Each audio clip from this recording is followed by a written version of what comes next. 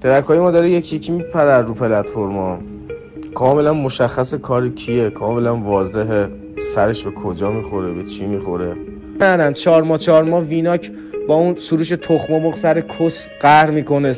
سلام، هی برا بکس، چطورید؟ خیلی خوش اومدید به چنل خودتون. فردینم و اومدم با یه ویدیو جذاب و دیدنی دیگم امروز مهمونتون باشم. صحبت‌های جدید پوریا آدروید در مورد گروه بلاد. پوریا آدروید توی صحبتاش گرفت روی اشکان کاگان و گفت که آهنگامو داره میپرونه و حاشیه‌ای که پوریا آدروید به گروه بلاد و بقیه کرد. میخوایم امروز به این موضوع بپردازیم، ولی قبل از اینکه بریم ویدیو رو ببینیم، ویدیومون رو لایک کنید که انرژی بگیریم. چنل رو اگه دوست داشتید سابسکرایب کنید که ازمون حمایت بشه و زنگولش هم روی آل بذارید که از ویدیو دیگه منم با خبر باشید و نظرتون رو توی کامنت برام بنویسید. بریم سراغ ویدیو. خب داستان از اونجا شروع میشه که پوریا آدروید چند وقتی است که با گروه بلاد از جمله ویناک و هیپاپولوژیست و اشکان کاگان به مشکل برخورده و یه صحبت‌ها و دیسپک های بینشون به وجود اومده و طی صحبت‌های جدیدی که پوریا آدروید توی کانال تلگرامش داشته و وایسایی که گذاشته دوباره روی اشکان کاگان ریخته و گفته که اشکان کاگان اومده و آهنگای منو از توی همه پلتفرم‌ها برداشته و دانه به دانه داره ازشون میدزده و اینکه اومده به حواشی بین ویناک و هیپاپولوژیست پرداخته و گفته که این دو نفر سر دوست دختر بازی با هم دیگه لج میکنن و قهر کردن و اینکه فحاشی‌های زیادی به گروه بلاد و هیپاپولوژیست و ویناک و بقیه کرده که می‌بینیم ویدیوی کاملشو با هم دیگه ببینیم. آقا سلام خدمت برابکس. ترک‌های ما داره یکی یکی میپره رو پلتفرما، کاملا مشخص کار کیه، کاملا واضحه سرش به کجا میخوره، به چی میخوره. آقای اشکان کاگان، شما 2 سال پیش همین حرکت ها رو پوبون هم میزدی، دیستورکیت میخریدی، ترک رو اسپاتیفای پوبون اد میکردی. ببین این مادر جنده بازی ها فقط داره نشون میده که چی شما مثل سگ میترسید و بیخایه و بیوجودید. ببین ترک رو بزنید بکشید پایین اب نره، ولی زمانی که من بخورم به پست شما خودکار شلواراتون رو میکشید پایین. حالا به اون روزم میرسیم. آقا خلاصه پسر خوب، پسران خوب، آقایونی که 20 تا بغل هم تیم شدید، نمیدونم 20 تاتون هم به هوافز یه چکیدا، 20 آرتیست با همون، نمیدونم 20 تا آهنگسازی که تیم شدید به من بیت ندید، همتون یه چک منید. یه چک میزنم قطاری از بغل گوش عین 20 تاتون هم رد میشه. کیرتون ناموس عینتون اگه با من قرار نذارید. والا بابا خورده برده ندارم من با هیچ کسکش پدری. حالا شما اگه خایه لای پاهاتون بود، اگه خایه لای پا یه چیزی به اسم کیر، تخم، چیزی لای پاهاتون بود، خودتون تو زندگیتون واسه خودتون تصمیم میگرفتید. اشکان کاگان، کیرم تو اون زندگی نامد بره، کیرم تو اون شبی که آقات کاندوم نذاشت سر کیرش هلات تو سولاخ ننت، بگیرمت آبجی تو میگم به حضرت عباس یه کاری باهات میکنم تا داری اصلا اسم منو یادت نره. همینجوری هم که تا داری هر شب خواب منو میبینی کسکش بدن.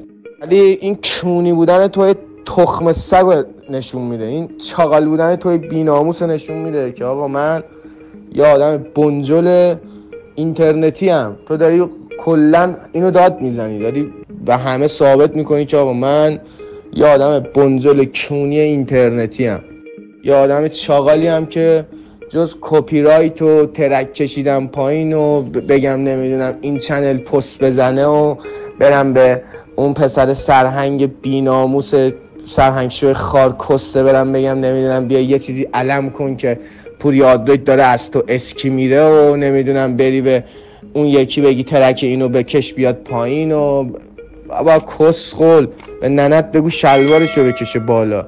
تو نمیخواد به این بگی چی کار کن چی کار نکن. پسکش پدر، تخم حروم بی پدر مادر. من نمیدونم شما عین سگ رو دارید داداش، معلومه دیگه چونتون میخواد حاجی، جنده ویوید شما. بعد نمیدونم آخه اون کسکش پدری که میاد تو اون چنل مثلا کامنت میذاره میگه ادرایت باز شروع کرد، آخه خار کسه مرد کونی. بلند میشی میبینی یارو زده 30 تا ترکت پریده، من شروع کردم. بابا چقدر مخ شما آتشمزه ناموسن کیر تو اون مغزتون. بذار یه ننه از شما میگم وایسا، ایران جای گزیدن نی بچه کونیای بی ناموس. من خودم اینجا تونه شده دادم زندان رفتم همه کار کردم. شما خارکستا رو یه چک بهتون بزنید خب همتون شکایتید، به ناموس زرده عین همتون شکایتید، همتون هم تو پرونده هاتون برگ شکایت هست، اصلا کلا ذاتتون شکایتیه. بعد عرضم به خدمت شریفتون که بذار این کارهای پاسپورت داشتون داره حل میشه. شما رو یه جوری تو غربت بگیرم ننهاتون رو بگم حاجی، هیچ جام نتونید فرار کنید. چپ برید میخورید کشور غریب، راست برید میخورید کشور غریب. صبر کن یه ننه ای ازتون میگم، تهرانم میگیرمتون، تهران بگیرمتون، دارم جلو این همه آدم میگم من شما رو نمیزنم. اشکان کاگان تو یکی یه هفته بغل ما زندگی میکنی، همین. به جون ناموسم صبح به صبح پا میشه میره رو این میره به این ادمینای چنل پیام میده، درسته مونه یه موقع اصلا من چیزی بد نزنی آدرس چیزی نزنی آدرس نیست ویش کن چونی آنفالوش کن. دوباره میره با آهنگساز میگه این رفتی زیر پست 40 کیلو کامنت کنشی دیگه نه با من کار کنی، اگه با من کار کنی دیگه خود بیتویت هم نمیدم، مثلا لوپون هم واسهتون نمیفرستم، اسمتون هم اینجا نمیدم. میره با اون یکی آرتیست میگه اوه چرا میری با آدرس میخواید کار بکنید، چرا بابا گریه نکن کسکش گوش پاک کن، گریه نکن تخم سایه نیم قلم. من داداش بزن این پلتفرما بپرستن کلا به جون مادرم، همینجا میخونم واسهتون، ابوالفضل میزنم رو دبه همینجا میخونم، نه آهنگساز میخوام نه چیزی، همینجا میزنم نه کاور زن. یه بارم توضیح دادم عکس سیاه میزنم انگار ننت مرده به عنوان کاور، دبرم میگیرم دستم میزنم روش میخونم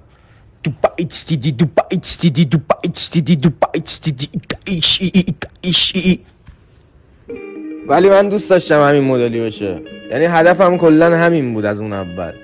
داداش منی که مثلا میدونستم اینا 2 سال پیش رو دیستورکید پوبون ترک آپلود میکنن، نمیدونم بیگ شگیو میزنن کل ترکاش میپره و اول سانکلودش، اینا واسه من داداش خوشگل قشنگ توجیه شده است. واسه بقیه هم من توضیح میدم قشنگ توجیه شم ملت، اینجوری نمیذارم بمونه که من به هدفم رسیدم. هدف من گاییدن شما بود که خوشگل با رسم شکل انجامش دادم و تموم شده رفته.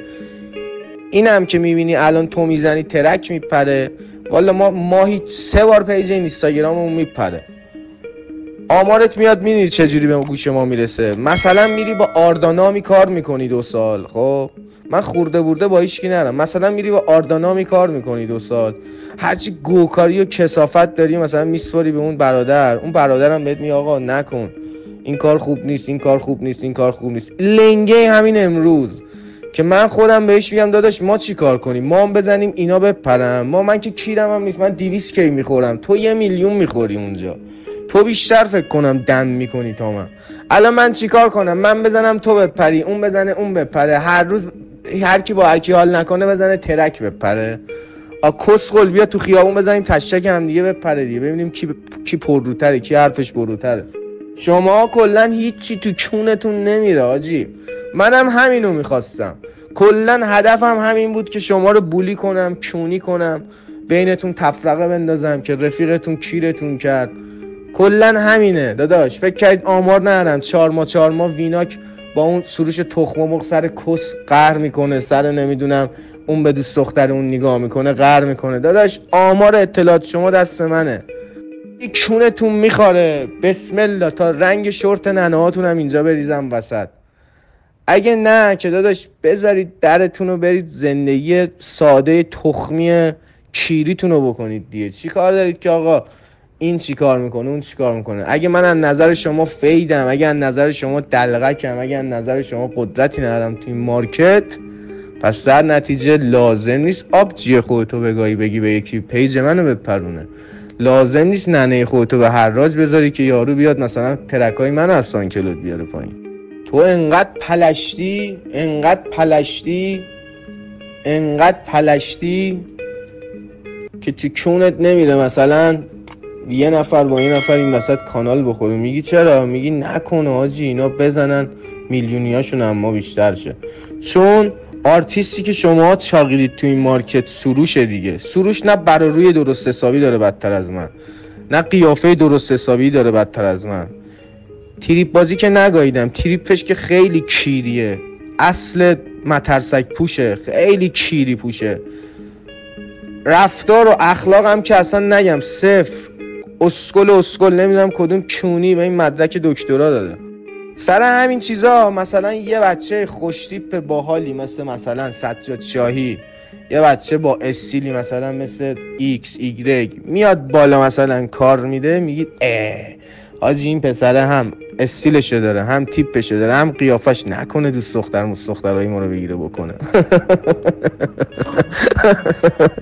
داش اینجوریه. شما تو کونتون نمیره. چرا؟ چون بنجل زاده اید، تازه به دوران رسیده اید، تازه مثلا میرید پنجشنبه ها پارتی میکنید، دور هم دیگه جمع میشید، کونتون نمیره یه موقع مثلا حرف کسی دیگه هم این وسط باشه. آقا معلومه دیگه کس میاد به سروش پا میده یا به بچه.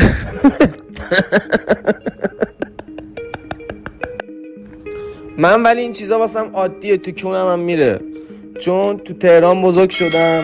خب توی پایتخت کشور ایران بزرگ شدم.